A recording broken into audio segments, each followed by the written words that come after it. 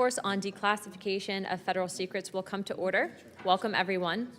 Without objection, the chair may declare a recess at any time. I recognize myself for the purpose of making an opening statement. This hearing is about the crimes committed by the Central Intelligence Agency against the American citizens and the decades of secrecy used to conceal them. The American people deserve a complete and truthful record. The victims and their families deserve acknowledgement, and this Congress has a constitutional obligation to ensure that full declassification is not delayed any longer. Project MKUltra was not a policy failure or an overzealous program that got out of hand. It was a deliberate, systematic governmental operation that subjected American citizens, prisoners, hospital patients, veterans, ordinary people to LSD, electroshock, hypnosis, sensory deprivation, psychological torture without their knowledge or consent. This went on for 20 years on American soil, funded by American taxpayer dollars and authorized by the very top of U.S. intelligence apparatus. And this program, when it did end, the men who ran it did not cooperate with investigators. They did not come forward. They committed another crime. They destroyed evidence. The documents this task force has reviewed are unambiguous. In January 1973, the director of the CIA, Richard Helms, prepared to leave office. He personally ordered the destruction of MKUltra records. The CIA official document in writing states, over my stated objectives, the MKUltra files were destroyed by the order of DCI Mr. Helms shortly before his departure from office. A separate internal account confirms that Helms telephoned Dr. Gottlieb directly and instructed him to destroy, quote, all files pertaining to drug research and associated activities. Gottlieb compiled 4 people, spent an entire day tearing, burning down 152 files. Then Gottlieb had his personal papers destroyed by his secretary before he retired. The head of the CIA-owned Records Center protested the destruction in writing, but he was overruled. That is obstruction of justice. That is criminal destruction of federal records, and neither individuals were ever charged with a crime for it. Helms received a $2,000 fine for lying to Congress about an unrelated matter and collected his government pension until he died. Gottlieb retired in rural Virginia and wrote poetry. No one went to prison. No victim was ever formally compensated by the government for the harm that they caused. By 1975, the Church Committee and the Rockefeller Commission had already established through sworn testimony and the surviving 1963 Inspector General report that MKUltra existed and that the CIA had run a program of human experimentation on unwitting Americans. The scope and detail of what we know today is largely because of an accident. In 1977, an archivist diligently complying with a FOIA request discovered 7 boxes of MKUltra financial records that had been misfiled and escaped the bonfire. Those 7 boxes included the names of institutions, the name of subprojects, the researchers who participated, the specific operation that the CIA had funded, and without them, the vast majority of MKUltra would only be a rumor, just as Helms and Gottlieb intended. Those 7 boxes revealed that MKUltra comprised at least 149 subprojects, operated across more than 80 institutions, and involved 185 non-government researchers. They revealed that the CIA covertly contributed $375,000 to a hospital research wing, which was approved directly by DCI Alan Dulles, which Richard Helms concurrence, so the agency could use unwitting patients as experimental subjects in what their own documents called a hospital safe house.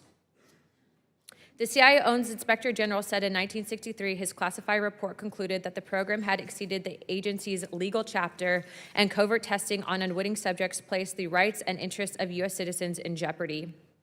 The program ran for a decade that we know of, and they ignored their own watchdog. Let me be clear what I believe that we are dealing with here. Administering drugs to people without their knowledge or consent, subjecting humans to psychological torture, and using prisoners and hospital patients as non-consenting research subjects. These are crimes against humanity. The Central Intelligence Agency committed them, and then the director of the CIA was ordering the destruction of evidence. Today we will hear from 2 witnesses who have spent years unraveling the cover-up that our government ordered. Stephen Kinzer documented the life and crimes of Sidney Gottlieb in his book, Prisoner of Chief, and Tom O'Neill spent over 20 years investigating what the CIA buried and what they obscured that in my mind, constitute some of the worst notorious crimes against humanity in the 20th century. Their persistence in the research in this hearing is possible simply because they are patriots. The American people deserve the complete record. The victims and their families deserve acknowledgement, accountability, and justice. And this Congress has a constitutional obligation to make sure that the CIA never does this again. With that, I'm going to be opening up first questions, and I'll hold my questions to the end to Representative Burleson. But before I do pass it, I did want to just note, a few weeks ago, we did receive reports. There was some back and forth regarding the CIA and ODNI pertaining to new MKUltra boxes that were discovered. Myself and Representative Burleson did go down to Langley. We did meet with the CIA, and the CIA is currently in the process of declassifying newly found documentation, although the documents, and I feel comfortable enough to share it here, pertain specifically to a forgery program that was being housed under MKUltra. So as soon as those files are released, we will be putting out notification with your help to also comb through some of the newly released documents, but I did want to give you a quick update. Without further ado, I would like to now recognize Representative Eric Burleson for his questions. Go ahead. Without objection, Representative Perry and Representative Higgins from Pennsylvania and Louisiana is waived on to the committee for the purpose of questioning the witnesses at today's subcommittee hearing. I need the opening statement. Yeah. And I'd like to now recognize Dr. Kinzer and the witnesses for the opening statements. I have to swear them in. Stephen Kinzer is a historian, journalist, and author of Poisoner-in-Chief, Sidney Gottlieb, and the CIA's Search for Mind Control. Tom O'Neill is an investigative journalist who authored Chaos, Charles Manson, the CIA, and the Secret History of the 60s. And Elizabeth Genexi, did I say that right, ma'am? Genexi is an independent consultant and former senior program officer at the National Institute of Health. We look forward to hearing what you have to say today on this important subject. Pursuant to Committee Rules 9G, the witnesses will please stand and raise their right hand.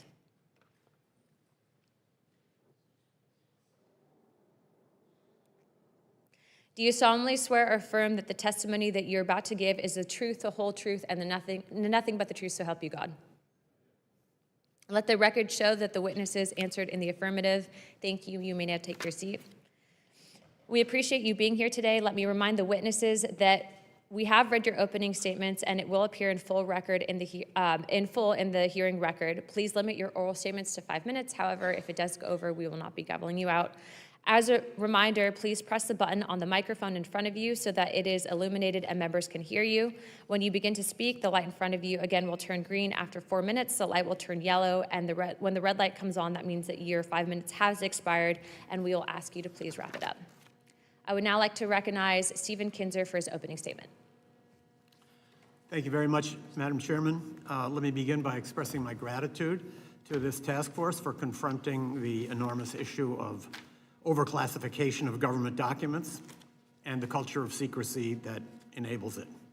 I'm especially gratified by your interest in MKUltra, the project the CIA carried out through the 1950s in an attempt to find the secret of mind control.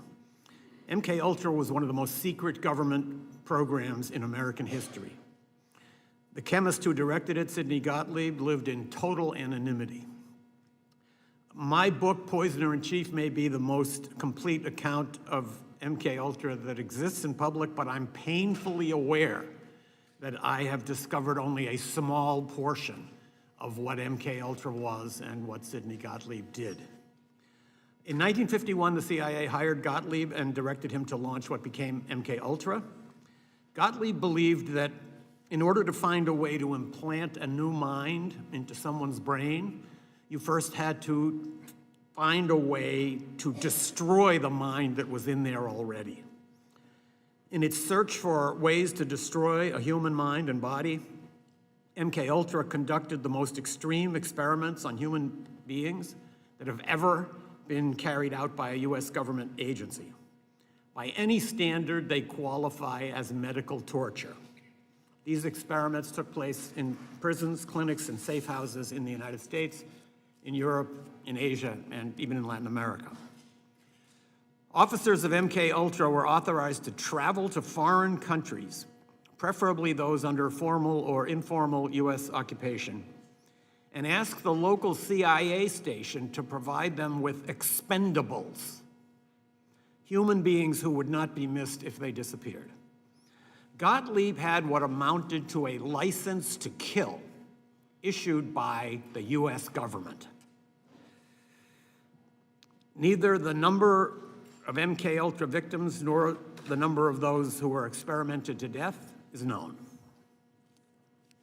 Gottlieb, as a result of this license to kill, might have been the most powerful unknown American of the 20th century.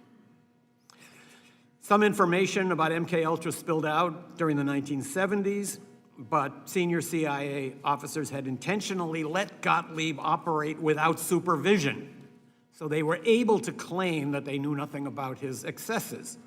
This was a way for the CIA to deny its institutional role in MKUltra and to portray it misleadingly as the product of one man's sadism or excessive zeal.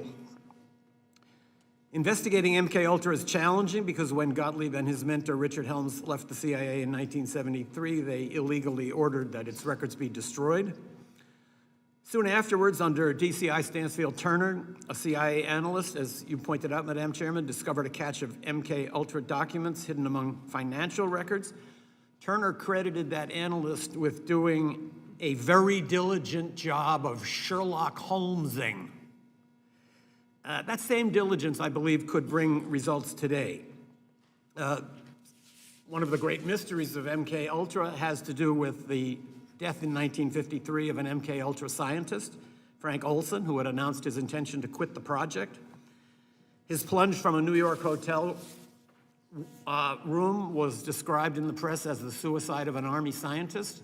He was not an Army scientist. He worked for the CIA, and evidence suggests that his death may not have been a suicide. So there could be hidden documents that could illuminate this case.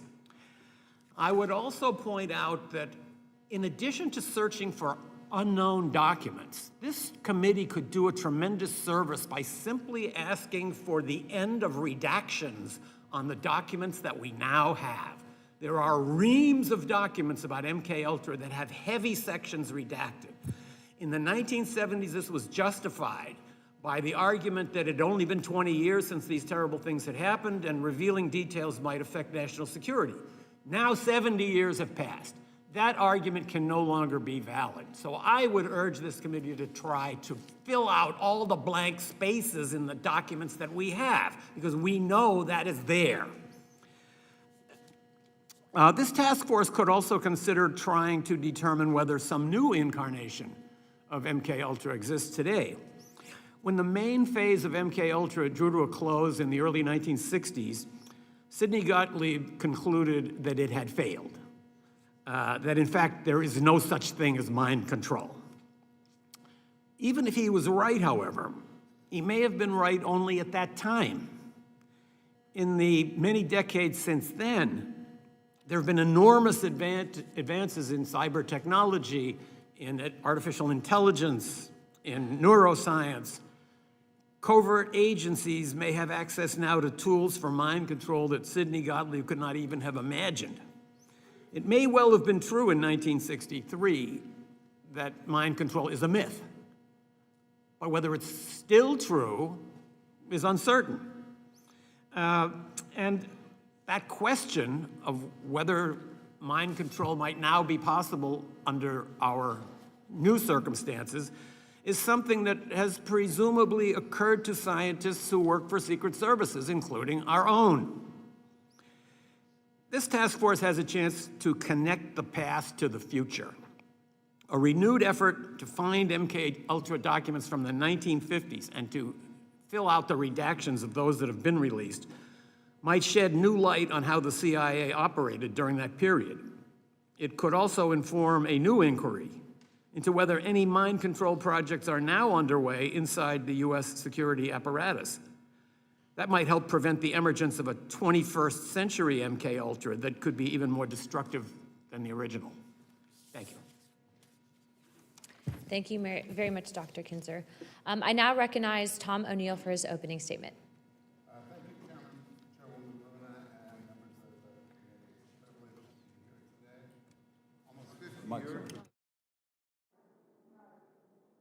Oh, sorry, should I start over? Thank you, Chairwoman Luna and members of the committee. It's a privilege to be here today. Almost 50 years ago, the last congressional hearings into MKUltra took place just a short walk from here in the Dirksen Senate Office Building. At those hearings, convened in August and September of 1977, representatives of the CIA told Congress and the American people that its 25-year effort to control human behavior had been a colossal failure. Because I believe Congress was never told the truth about what this program actually achieved. In fact, I believe the agency misled Congress in 1977 when it characterized MKUltra as a failure.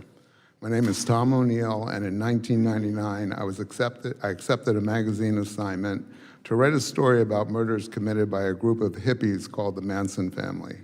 For those unfamiliar with this horrific episode of American history, in the summer of 1969, 4 young people acting on the orders of a cult leader named Charles Manson went to the home of movie director Roman Polanski and murdered everyone they found there, including his 8.5-month pregnant wife, the actress Sharon Tate.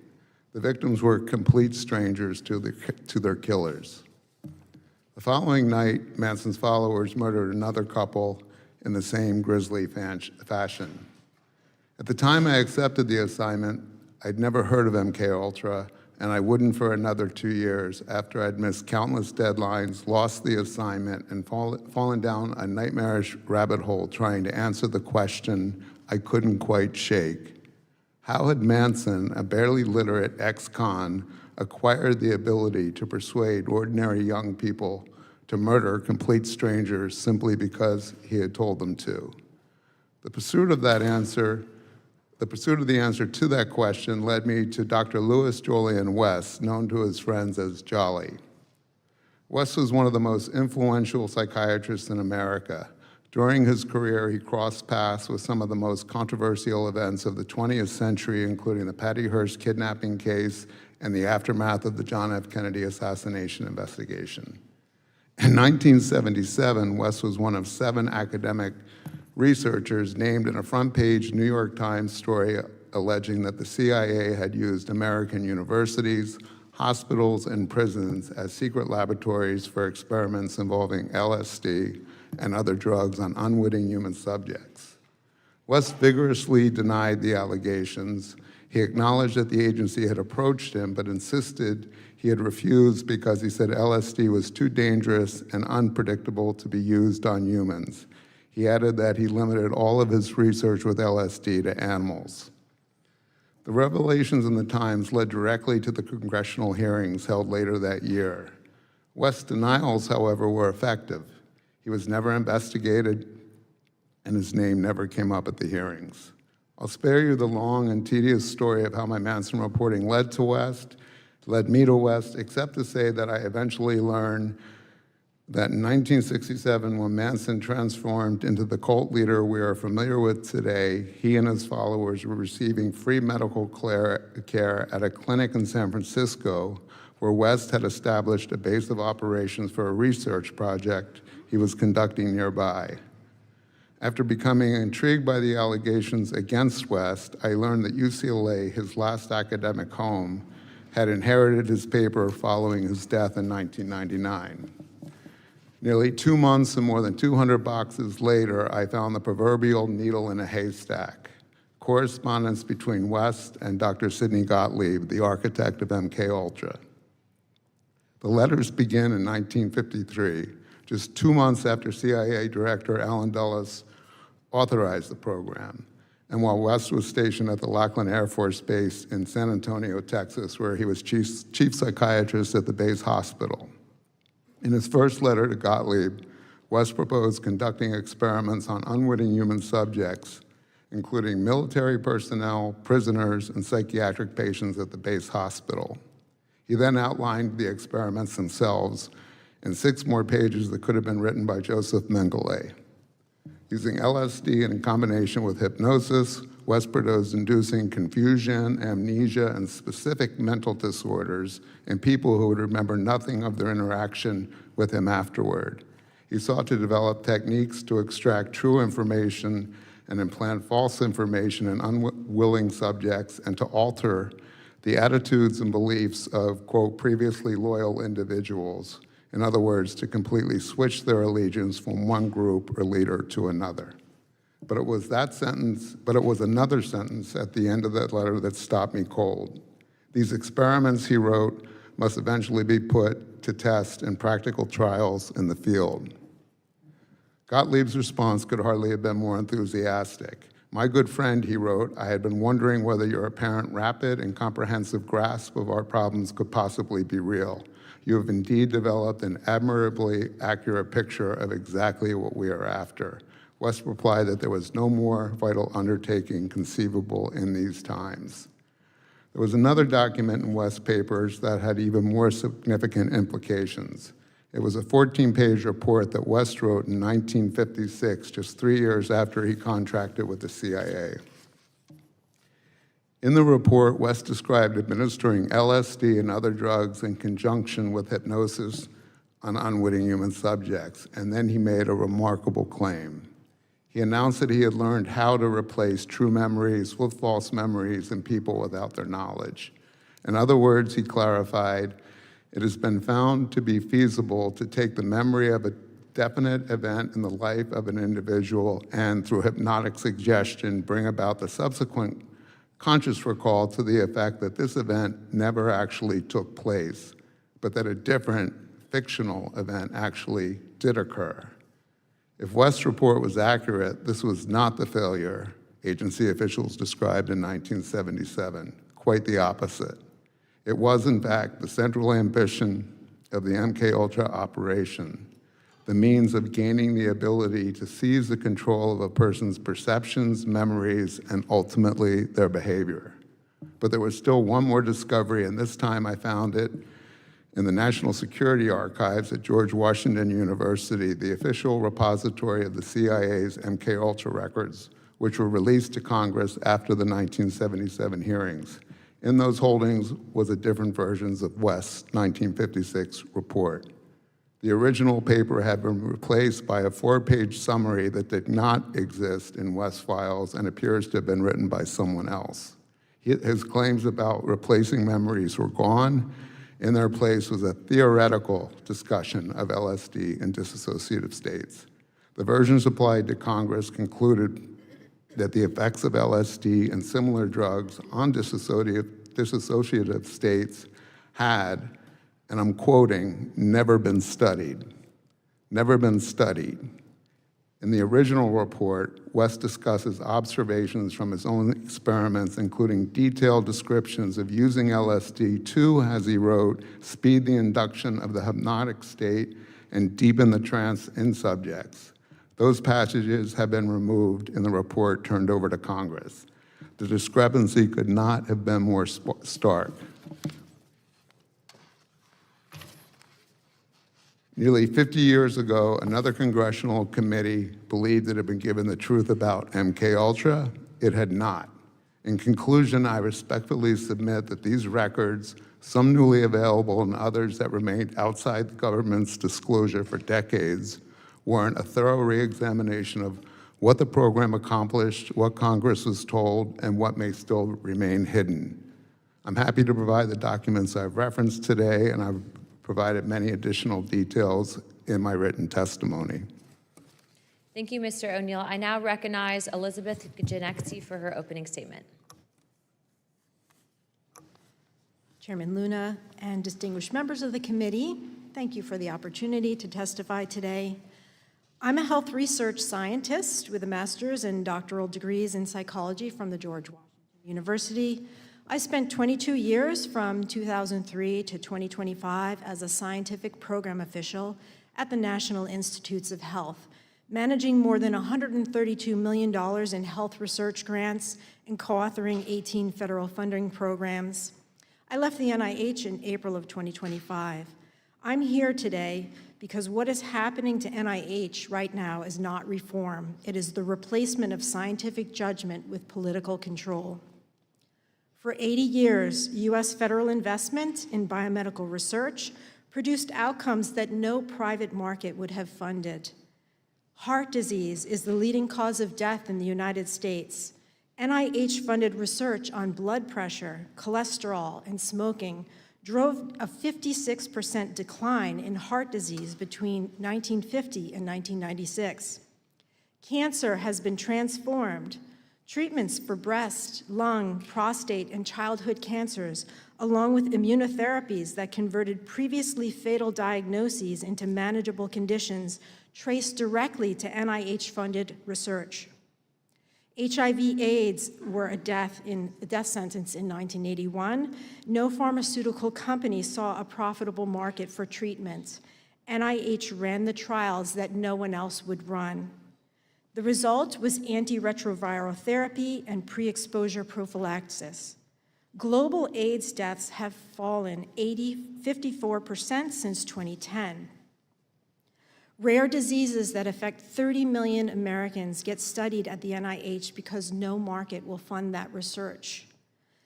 Every dollar that's appropriated to the National Institutes of Health generates $2.46 in economic output. NIH-supported work contributed to 354 of the 356 new drugs that the FDA approved between 2010 and 2019. Cutting the funding source of that pipeline does not slow it, it ends it.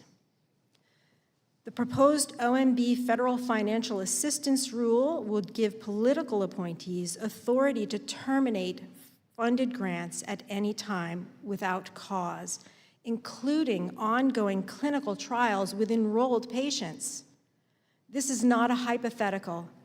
NIH has already terminated or frozen thousands of grants, including hundreds of ongoing clinical trials since January 2025, concentrated in infectious disease, vaccine, and health disparities research. This proposed rule will make that authority permanent. The NIH director has eliminated the merit score thresholds that once protected peer review, and political appointees are right now overriding peer review outcomes to screen grants for alignment with administrative priorities. The proposed OMB rule will also severely restrict international research. We're managing an H5N1 bird flu outbreak that has more than 70 documented human cases. We recently concluded a hantavirus response that required CDC scientists working alongside Argentine counterparts.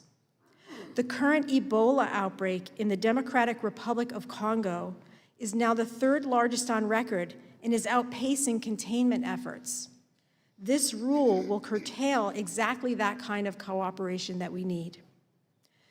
NIH lost 1,112 PhD-trained workers from 2025 to early 26. More than half of the NIH institutes right now are operating without permanent scientific leadership. The majority of its advisory councils required by statute to provide independent oversight have lost more than half of their members. The fundamental choice before this Congress is between a system where scientists make scientific judgments through accountable processes and one where political appointees make those calls instead. That choice will determine whether the next breakthroughs in cancer, Alzheimer's, antibiotic resistance, and pandemic defense will happen here, somewhere else, or perhaps not at all. I urge this committee to support a joint resolution of disapproval to block the proposed OMB financial assistance rule. That authority to replace peer review with political approval has not been granted by Congress and should not be. Dr. Janeski, your time's expired. I'll be now going to myself. Thank you very much. Of questioning. Thank you, ma'am. My first question is for Mr. O'Neill. MK Naomi, the joint CIA-Army program that ran parallel with MKUltra at Fort Detrick, appears to have been run with deliberate minimal documentation. Army records on Special Operations Division have apparently been destroyed. In your investigation, what did you learn about MK Naomi, and do you believe its activities were even more serious than what we know about MKUltra?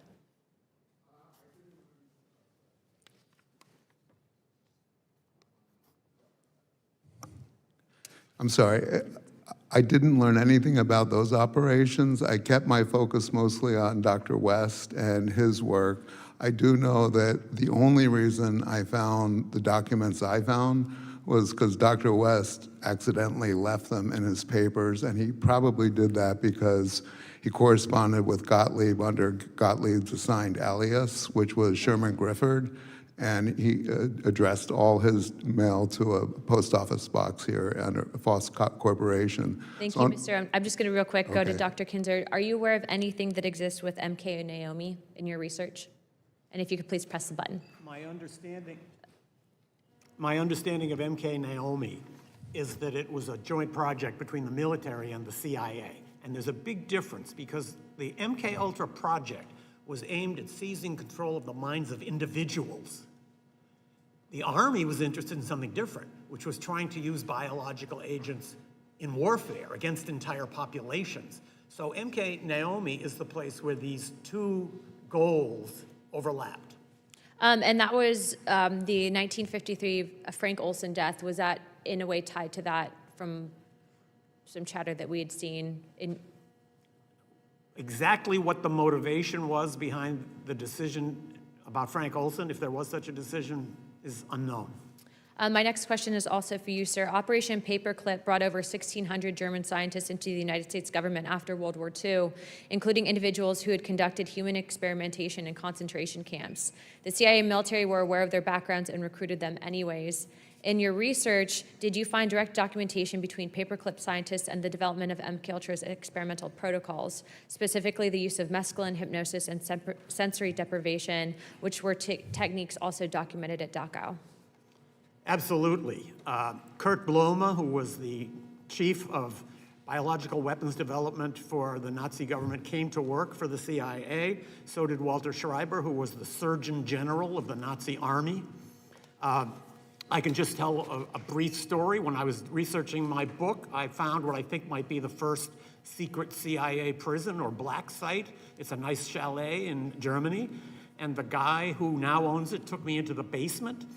He said these were the cells where the MKUltra officers, working side by side with Nazis, carried out those gruesome experiments, which were actually just continuations of the experiments that those Nazis had been conducting just a few years earlier right down the road. Just for timeline and clarification, these experiments were happening after the Nuremberg trials, correct? So the CIA would have known that these were crimes against humanity.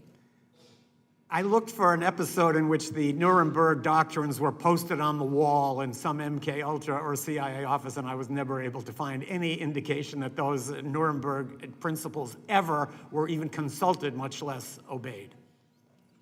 Thank you. My next question would be for either witness to comment, Dr. Kinzer or Mr. O'Neill. Both witnesses have written about the psychiatrist Louis Jolly West. Sidney Gottlieb, who ran MKUltra program for the CIA, hired West as a contractor to conduct research for subproject 43, combining hypnotism, drugs, and sensory deprivation to create dissociative states, in which, to quote Mr. Kinzer in his book, Poisoner in Chief, the human mind could be pulled away from its moorings. Following the assassination of President John F. Kennedy, West psychiatrically examined Jack Ruby, then in prison for murdering the president accused of the assassination, Lee Harvey Oswald, the assassin accused of murdering President Kennedy, Lee Harvey Oswald. A report emerged from West's examination said that Ruby had suffered an acute psychotic break. Can you explain why Dr. West in particular was chosen to conduct an examination of Jack Ruby alone in his jail cell with no other psychologist present? Be happy to. West inserted himself into the case. When Ruby was, the day of the shooting, the day after the shooting, West approached the judge in the preliminary hearings and asked to be assigned to the case. He was refused by the judge. After Ruby was convicted at his first trial, an associate of West, Dr. Hubert Winston Smith, who was a psychiatrist and an attorney, took over Ruby's defense for his appeal. And he had already discussed appointing Ruby to the case, or excuse me, West to the case. And as you said, West examined Ruby alone at the jail cell and emerged to announce that in the preceding 48 hours, he had had an acute psychotic break from which he would never recover. He had been declared competent to stand trial the first time by a panel of, I think, 8 psychiatrists. This psychotic break lasted until his death in 1967. 2 months after West examined him, Ruby testified for the first time and only time to the Warren Commission. And it was the first time he ever publicly was supposed to say what his reasons were for shooting Oswald. The testimony had to be halted because he was babbling incoherently, and as Arlen Specter, who was a counsel to the commission, wrote in his memoirs, he pulled him aside and said that they were cutting off the arms and legs of children in Albuquerque and El Paso, and he said he was making no sense whatsoever. West, in his letters to Gottlieb from 1953, discussed experiments where he would induce specific mental disorders in people without their awareness. A year before the Kennedy assassination, he publicly spoke in Oklahoma City and talked about his LSD experiments inducing psychiatric breaks and psychosis in people with the use of LSD, which of course later contradicted what he told the New York Times when he said he never used LSD in animal experimentation. What an interesting connection. I'm out of time, but I'll be now recognizing Mr. Burleson from Missouri for 5 minutes. Thank you, Madam Chair. Thank you for your diligent work on this, and hopefully we will hear back from the CIA on those boxes of documents that have so many questions about. Dr. Kinzer and Mr. O'Neill, the CIA created MKUltra in 1953, supposedly out of fear that the Soviet Union and China had developed mind control capabilities. Let me go back a little bit further. So one of my questions has to do with the event that happened in 1951 in August in France. There was a bakery that, I guess the people that lived in that community, over 250, some say 300 people were poisoned from the bread. It was determined that that was LSD that was causing all of these people to hallucinate. Some people died. Is there any connection, Dr. Kinzer, to that event? And was that something that either inspired the MKUltra program or the MK Naomi program, or is that something that we were involved in even that early on? I would turn that question back to you. I don't think anybody really knows the full story of what happened at that in that town in France, that the United States could have been involved, that this could have been part of what was then called Operation Artichoke, the predecessor for MKUltra, seems to me not beyond the realm of possibility. There's a lot of overlap between the ergot enzyme that is the basis of LSD and certain rye and wheat funguses that can be used in breads. Was that something intentional? Was it something the Americans were involved in? I have my suspicions, but just based on my background as a journalist, I don't operate on suspicions. So I would love to see more investigation of that episode. My next question has to do with, once the program began, I think one of the most shocking things that we've determined is the Operation Midnight Climax that occurred in the early 1950s, 60s, where the CIA had safe houses, and there was, I would say, Dr. Kinzer, I mean, this is extremely disturbing behavior that was happening, where you had American citizens who were being lured into these brothels and then dosed with an hallucinogenic and then filmed during their sex acts. Was there anyone prosecuted for these crimes? No, there have been no prosecutions for any crime related to MKUltra, as far as I know. To me, the remarkable aspect of that Operation Midnight Climax was that there wasn't even the pretense of scientific experimentation. The person watching behind the one-way mirror was a grossly overweight drug officer sitting on a portable toilet and drinking cocktails out of a pitcher. There was nobody there that was a scientist or somebody who understood sexual behavior or human psychology. So there was no science involved in it at all. I can add a little footnote. When I was researching Poisoner in Chief, I came across a document in which one of the officers involved in setting up that program, Operation Midnight Climax, said that Sidney Gottlieb himself used to fly from Washington out to inspect the project regularly and always asked that women be provided for him. So That was my next question. Do you made me think that the wonder- agents were involved in the sexual encounters? Well, and could that have actually been the reason why the bordello was opened? There was no prospect of any serious scientific result out of that project, given the personnel who were overseeing it. So those CIA officers, particularly Gottlieb, involved in overseeing Operation Midnight Climax, certainly were able to take advantage of what it offered. Thank you. And my last question, first I want to say thank you to Mr. O'Neill. The book Chaos, I checked it out from the Library of Congress and greatly appreciate your work there. I was intrigued by one of the statements that you made based on your research that the MKUltra program, they were actually successfully able to replace memories. And because of that, I'm wondering if, and Dr. Kinzer, you can chime in if you have any knowledge of this, did the program continue, and do you think that the program in some aspect is still continuing today? You're asking if the program continued after 1973 when That's it was halted, supposedly. I honestly, that's a question I'm asked at almost every appearance I do. Is it happening today? Did it continue? I don't know. I can't imagine that it didn't, though, because the technology that they worked to establish over 20, 25 years and spent more money on than any operation the CIA had ever conducted was successful. I imagine it's being used. I have no evidence of it being used, so it's a complete assumption. I would just add that one of the letters to which Mr. O'Neill referred contains a quote from Mr. Gottlieb saying that these experiments were necessary, quote, in these times. I think it's important to put yourself back in that mindset where the United States felt that it was under such overwhelming threat that the loss of a few lives or a few hundred lives was a small price to pay. Commitment to a great cause is one of the most fundamental justifications for committing immoral acts. And patriotism is among the most noble of causes.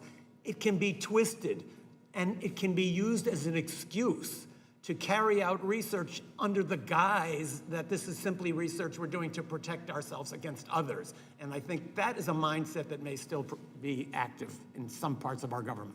Thank you, gentlemen. Thank you, Madam Chair. My time has expired. I yield back. Thank you, Mr. Burleson. I now recognize myself. Thank you to the witnesses for coming today to testify about MKUltra. Dr. Genexi, you said you worked for the NIH, is that correct? That is correct. And you left in 2025? That is correct. I noticed during your opening statement that you had nothing to say about the content of this hearing being about MKUltra. Your statement seemed to be based more on your issues with this administration's attempt to reform and rein in the NIH. Is that a fair assessment of your opening statement? My opening statement was talking about the destruction of the NIH and cancellation of grants and political control of the NIH. Would you deny that the NIH had involvement in the funding of the Wuhan lab? I don't have any knowledge about any funding related to the Wuhan lab. So are you denying that the NIH? I'm funded basically the here to Wuhan talk lab? about what's happening right now at the NIH and how we really should be letting science be driven by scientists and not by politicians. Well, do you- Because that's how we fund cures and make health progress. Well, with all due respect, ma'am, do you find it ironic that for years we were told to trust the science, and then in the aftermath, we've all found out that most of what we were told during COVID was a complete lie and it wasn't scientific at all? The number one thing that I think that we're doing to destroy trust in American science right now is canceling clinical trials. In the middle of those clinical trials, this does incredible harm to the patients who are receiving experimental treatments, and it really destroys the trust that we have in how do we recruit patients for future trials if they are knowing that their trials could just be simply canceled for political reasons. I don't think anybody up here would deny that there's never been anything good that's come out of the NIH and that you guys have done some good work, but you just brought up trust. Do you think the NIH has a trust problem based on how they handled COVID? No, I do not. I think that the NIH is beloved by the American people because we know about the advances in human health and cancer treatments and heart disease and diabetes and all of the health gains that the research has produced. Well, I think you're wrong, ma'am. I think the public has a serious mistrust issue with the NIH. Do you deny that the NIH tried to cover up the origin of COVID? I'm not here to testify about that. That's not my area of science. I have no knowledge of that. Do you believe that the NIH supported masking and social distancing when there was really no science to support that? What I'm more concerned about is what's happening right now to destroy the Biomedical Research Institute that has been the envy of the world. And right now, we're ceding our leadership in biomedical research to China. That's what's happening right now. What about covering up harmful side effects of vaccines and the role that the NIH has played in that? What do you have to say about that, ma'am? The U.S. history of human subjects protection has evolved greatly. Numerous research improprieties from the 50s to the 70s in the United States, including the Tuskegee syphilis study, forced Congress to establish formally federally I'm not asking you about that. mandated rules. You know what I'm asking you about? I'm asking you about how NIH handled COVID. Obviously, this is supposed to be a hearing about MKUltra, but when you gave your opening statement, and I don't even know why you were called to this hearing because you didn't offer anything about MKUltra, but since you are here and you're going to defend NIH, I'm going to call you out on it.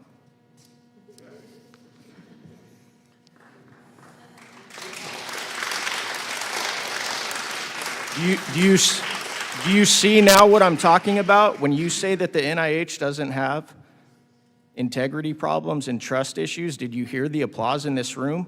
That should tell you right now that you're pretty tone deaf to what the public thinks about how the NIH handled COVID and the cover-up, not only the funding of it, but the cover-up involved in the aftermath. Can you acknowledge that? I'm sorry, that's not my understanding.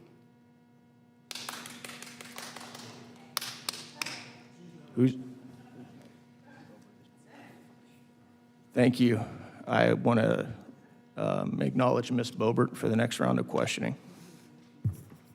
Thank you, Mr. Chairman, and thank you to two of our witnesses who are here to actually talk on our subject here today. Mr. Kinzer, in your book, Poisoner in Chief, you describe how Project MKUltra was authorized by CIA Director Alan Dulles in April of 1953 as an umbrella program for research into the covert use of biological and chemical materials for mind control and interrogation. What specific geopolitical and intelligence concerns, particularly regarding alleged Soviet and Chinese, quote, brainwashing and Korean War prisoners, drove this authorization? And how did Cindy Gottlieb's unique background and personality and worldwide view shape the program's direction and methods and ethical boundaries? Let me start by answering your second question about Gottlieb. He was a very different person from all of the other senior CIA officers of that era. Most of them came from silver spoon backgrounds. They went to the same prep schools and the same Ivy League colleges and belonged to the same yacht clubs and worked for the same law firms and international banks. Sidney Gottlieb was the son of Orthodox Jewish refugees from Central Europe. He had a limp. He had a stutter. He went to Hebrew school. He was so different from all of the other officers. And upon reflection, I think this may not have been an accident. I think that people at the CIA understood that whoever had this job was going to be doing some awful, terrible things that would be very bloody, that they might become known, and it might be necessary to blame it all on somebody. And they didn't want to have to blame it all on one of their own. So Gottlieb actually became the person on whom everything was blamed. In fact, when he testified in secret here in Congress in the 1970s, he complained that there were documents on which various signatures had been redacted, but his alone had remained. So again, is a way of diverting attention away from the institutional responsibility of the CIA and trying to blame it on one crazy person. As for the international situation at the time, I think it's very important to understand this because there is a sort of a parallel to today.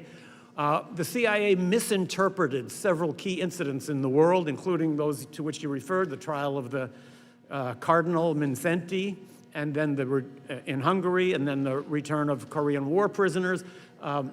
Neither of those episodes really had to do with mind control, but in the CIA, they were interpreted that way. And this gave the CIA a reason to pretend that its research was purely defensive.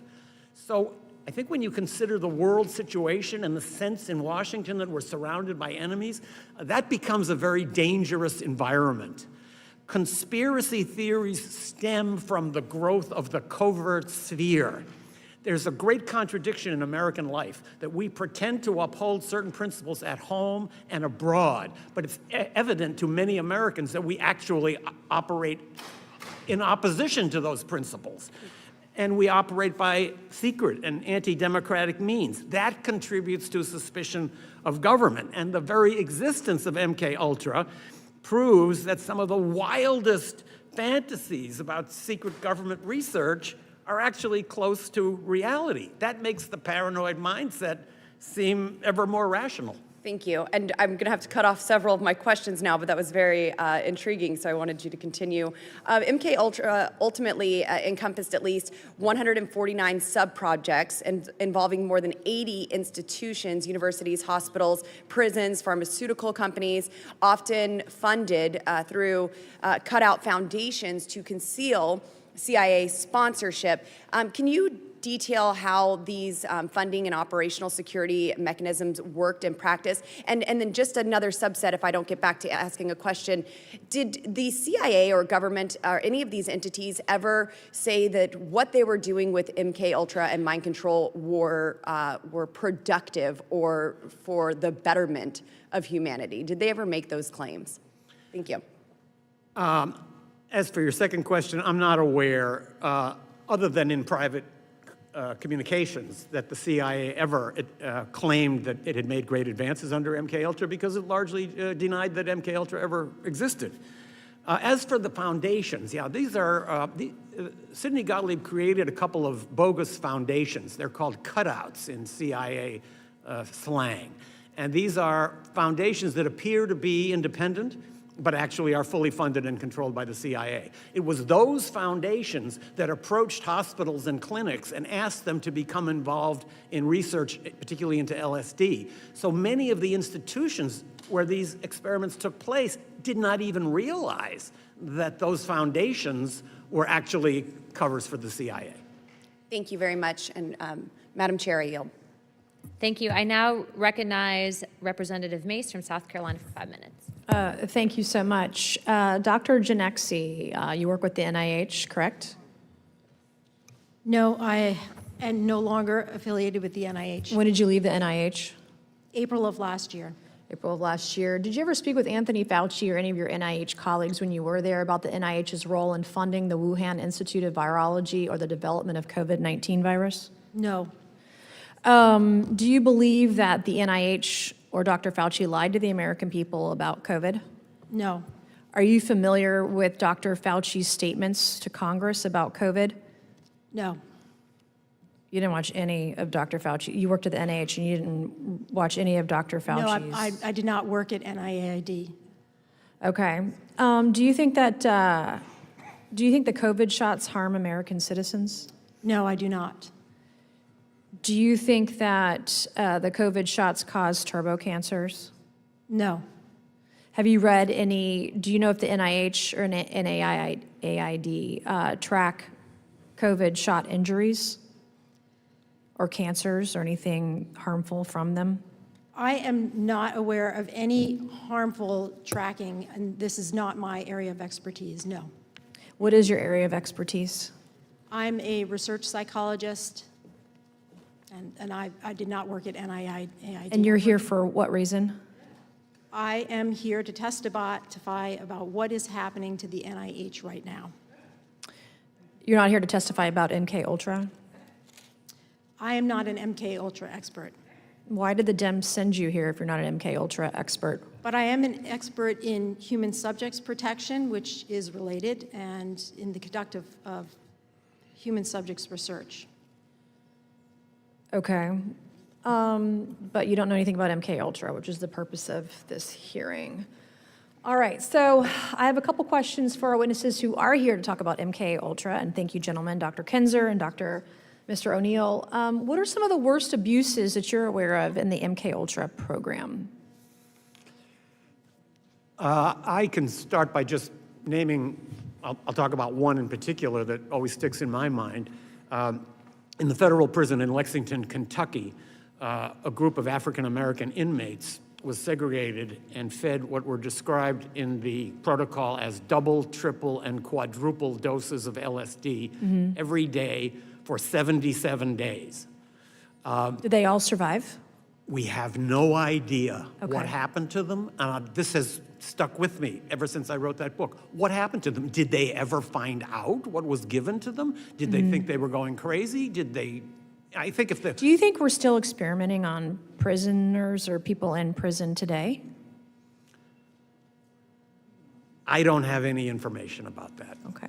I'm hoping there'll be another book about what's Mr. O'Neill, happening now. what are some of the worst abuses in MKUltra? There were many. The Frank Olson case, which was referenced earlier, that was a murder. I don't believe that was a suicide. And the motivation was because he was going to be a whistleblower. He worked at the CIA, he worked in the development of biological weapons, and he was planning to go public and announce that the United States government was using biological weapons in the Korean War. And also, he was going to share what he knew about MKUltra experiments, including lethal experiments. And there's a documented case. How many, gentlemen, how many people do you think died through the MKUltra program or were murdered? No idea. If those who died largely were outside the United States, many people were experimented to death in that safe house in Germany that I visited, and people in the neighborhood told me they knew what was going on in that house, and that people who were experimented to death are now buried in what used to be forest plots that are now covered over Do with you think the apartments. German government knew what the U.S. government was doing? Do you think there was a partnership there or knowledge? Yes. There is a memo that was written by the German Secret Service to Konrad Adenauer, the Chancellor of Germany, telling him Americans are here capturing citizens, capturing people and conducting extreme experiments which are in violation of German law. And Adenauer decided to put that aside and not to I investigate have one more further. question because I have 15 seconds. Is this a massive cover-up by the U.S. government? It's certainly a cover-up of what happened in the past. Mr. O'Neill? Oh, absolutely, yes. Thank you, and I yield back. Thank you, Representative Mace. I now recognize Mr. Perry from Pennsylvania for 5 minutes. Thank you, Chair. Thanks to the witnesses for being here. To Dr. Kinzer and Mr. O'Neill, I want to focus on the information that we do have and things of that nature. Do we know of, can you name the locations, say the prisons, the hospitals, other institutions, and the cutouts as you described, either one of you folks described them, that would be familiar to us or the American people? Can you name these? If I could begin just by saying, at the end of the 1977 hearings, Senator Ted Kennedy and Senator Daniel Inouye, who were the co-chairs, demanded that there be an investigation to find out who were the perpetrators, where were the experiments conducted, and most importantly, to locate victims, compensate them, notify them, because many didn't even know they'd been experimented on, and give them lifetime medical care. President Jimmy Carter and Attorney General Griffin Bell said the federal government will begin an investigation. That never happened. Instead, the CIA created something called the Victims Task Force to investigate itself. It was a two-man investigation to locate victims, and they only looked for people who had been experimented on in the safe houses. They completely, because I interviewed both of them before they passed away, they completely avoided institutional experimental programs at the hospitals. And you're asking about the hospitals, the Oklahoma City Hospital, the Lackland Air Force Base Hospital, the Lexington Addiction Center, which Dr. Kinzer referred to, the Holmesburg Prison, Vacaville Prison, universities all over the country, Yale, Ivy League universities. None of those records there was a criminal investigation was also supposed to start into Gottlieb's destruction of the records. That had been announced by the Justice Department. And I interviewed Griffin Bell and asked him what happened to all those investigations and what happened to all those efforts to locate victims. He said it just must have fallen through the cracks.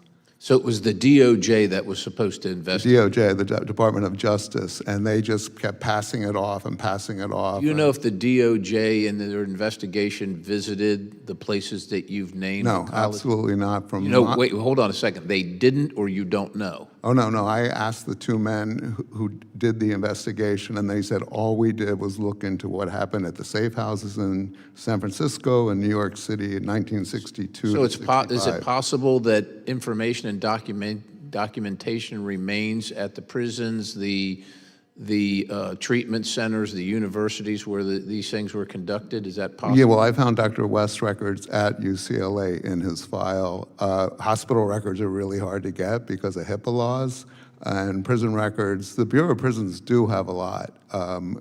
So yeah, it is possible there's still documents buried places. What were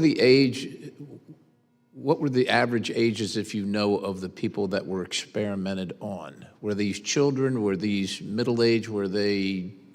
Well, there were adolescent studies done in juvenile detention facilities and jails with kids who were 16, 17, 18 years old, and at institutional schools for wayward kids. The National Training School for Boys here in Washington, D.C. had them. So it ranged from, I think, adolescent, pre-adolescent, through any age. If you could describe, either one of you, the number of potential victims, if you could hazard a guess. Is this there were hundreds? 149 programs that we know of that were subcontracted outside of 149 separate programs. So yeah, outside, and that's what we know of. Again, everything we know of is minuscule compared to what was really going on. So I mean, that could have been into the tens of thousands, and I believe that's another reason that nothing was pursued, because if those people were compensated, it could have bankrupted. Has there been any recent attempt to find, locate, identify victims of this? Not that I know of. I would just add that there's been considerable progress in this regard in Canada. There was MKUltra research going on at a psychiatric hospital in Canada, and the Canadian government has made a real effort to try to find out who the victims were, and also to compensate them and to provide them with medical treatment. So if we're looking for an example of a place where it was done better, even though it was on a much smaller scale, Canada would be a place to look. So other than embarrassment to the federal government, maybe agencies involved, and particular individuals who are probably likely deceased at this point, what is the reason for the mass redaction of the information that we do have? Has any reasoning been given? Shame? I'm sorry? Shame? That's what I'm saying, other than embarrassment, but I think it stands to reason that probably the individuals involved in conducting and authorizing this activity are probably all deceased Sure. at this point. Is there any reason to believe otherwise? I make those arguments in my FOIA requests, but it doesn't get me anywhere. I don't know about you, Dr. Kinzer. All right, my time's expired. I'll give him. Thank you, Representative Perry. I'm now going to go to a second line of questions. So I'll be recognizing myself, followed by, I believe, Representative Bober and either of the representatives if they'd like to join in.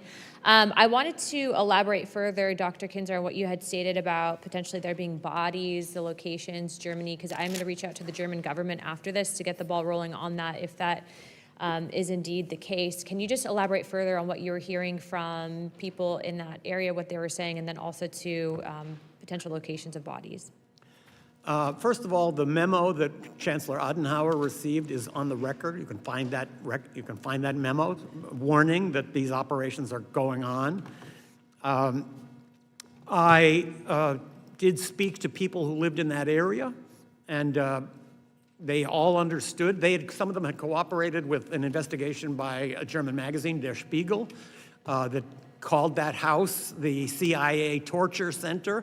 And in that article, it said there were deaths, but the number is not known. So it was a secret to us. But what we were doing in that house was really not even a secret to the people in the neighborhood. It reminds me of the bombing of Cambodia. That was a secret to us, but if you were living in Cambodia, you would have known about it. So I think there is fruitful ground for research looking into what happened in Germany and seeing what can be found out about these hugely destructive and devastating projects that were essentially systematic torture going on in this house and who knows how many others. Just to confirm, too, when you found the initial transcript with the Chancellor or correspondence, was there a response from the U.S. government to the Germans? No.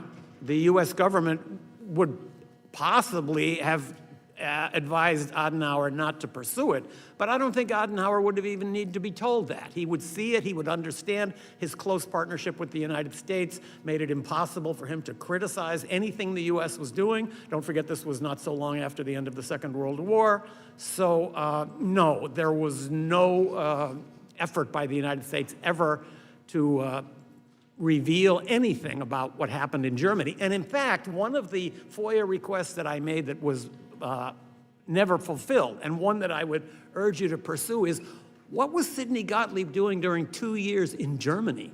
He went to Germany and went to live there as a case officer. I was never able to find out what did he do during 2 years in Germany. There were huge numbers of MKUltra experiments going on in Germany, including a number that were fatal.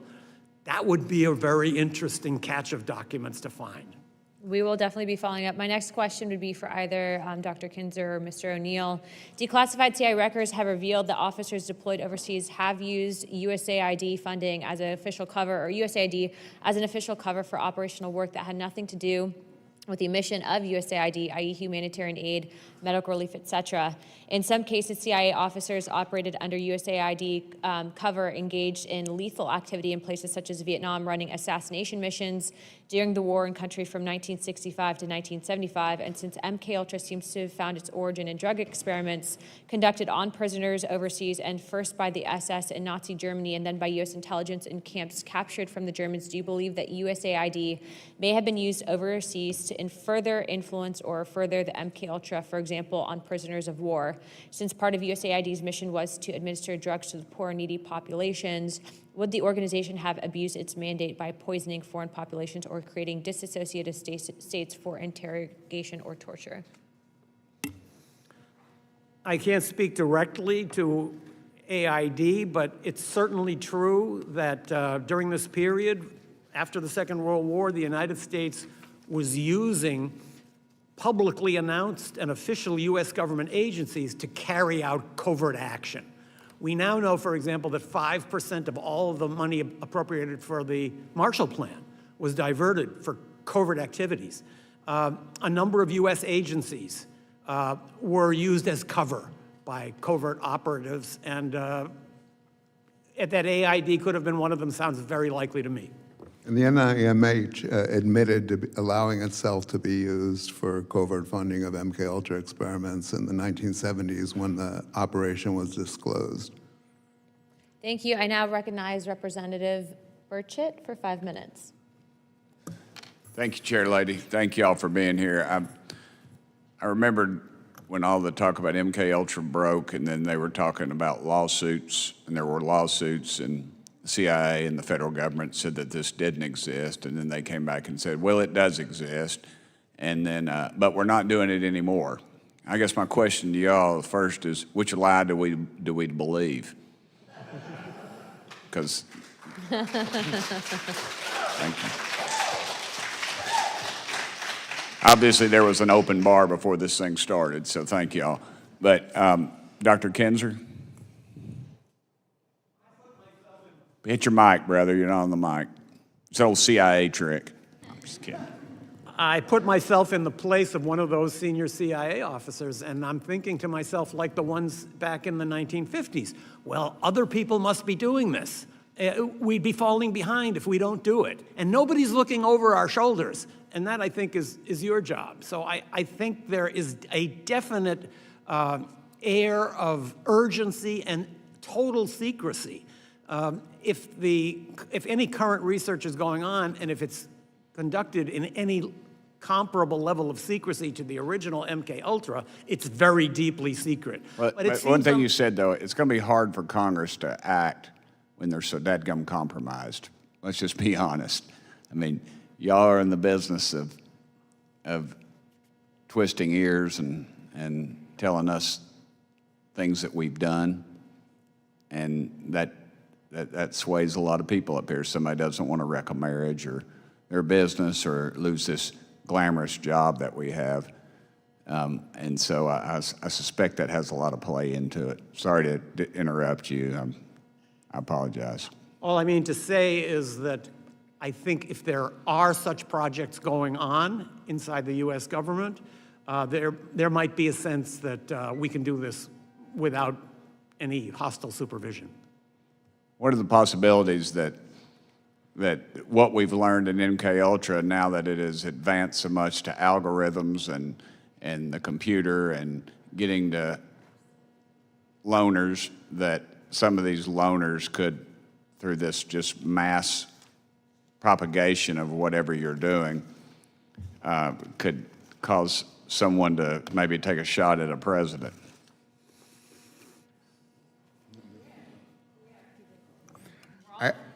I know there's a lot of speculation out there about the Butler shooting, and I guess even the Charlie Kirk shooting. I just hate to speculate because I don't know. I have no firsthand knowledge whether those guys were programmed through radio waves or through their computer activity. So I would never hazard a guess, except to say what I've already said, that they developed means that we've never been told about many, many years ago, and I imagine they've evolved to be much more effective now. So let me anything's interrupt possible. you one more time, and I apologize again.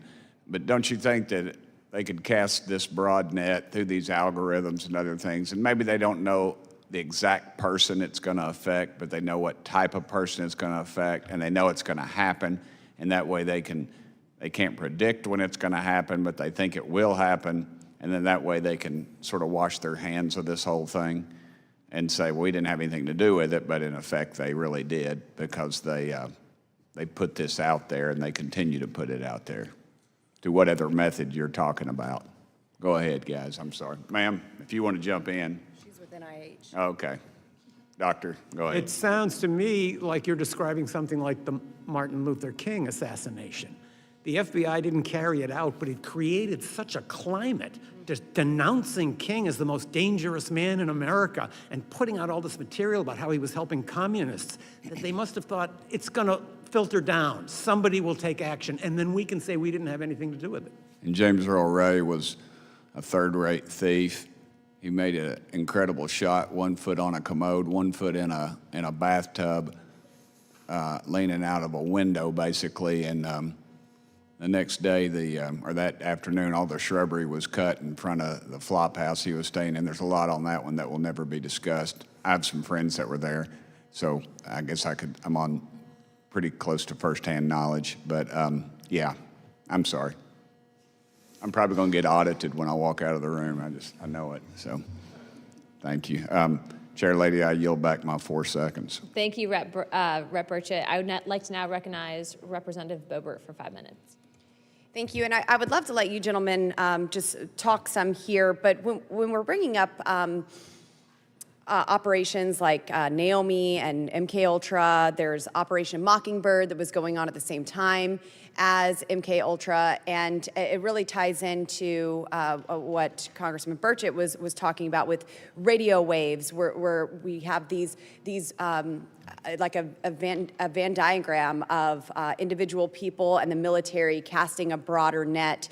So you have the radio waves, computer activity, the Operation Mockingbird, the programming that is taking place. So what do you see in relation to what was happening then and what we are seeing now that could be types of the same kind of programs and even using direct energy weapons or the like? Mr. O'Neill, you can begin. I would just like to say one thing. There was an objective outlined in the early proposals for MKUltra to do experimentation to see whether they could do mass conversion, convert entire populations. I think that had something to do with the France incident that you were talking about earlier. Again, today, it's all speculation, but back then, they were trying to use psychological means to see how you could influence people's thoughts. And Mockingbird played into that, which if people don't know, that was where they had CIA assets or co-opted people in the media who would write basically propaganda and try to control the thoughts and beliefs of the population to what the CIA needed, and is it still going on today? I would be surprised if it wasn't. Sure, I think we saw it even during COVID with all of the NIH funding that went to COVID and the Wuhan lab and then everything that came out of that, trying to make people believe in something that wasn't there. Dr. Kinzer, do you have anything on this?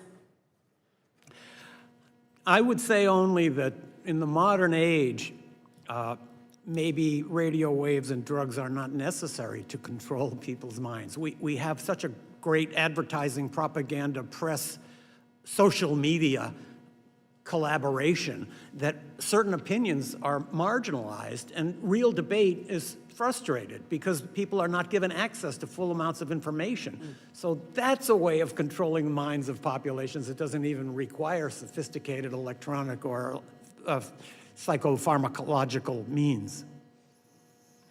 Anything else you'd like to add for our next 2 minutes here? That we haven't, maybe you have answers to questions we haven't asked.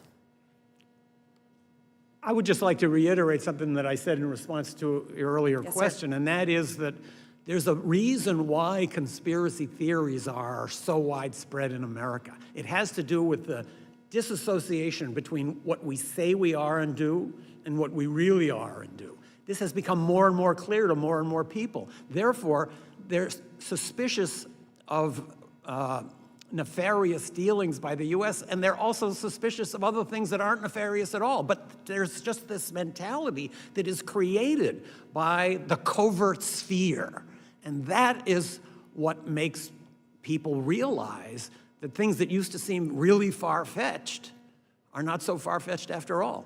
Yes, well, Congress, we create these agencies and we even provide their funding, we appropriate that funding, and then they come before us often and are too big to even answer simple questions that we have and be held to account.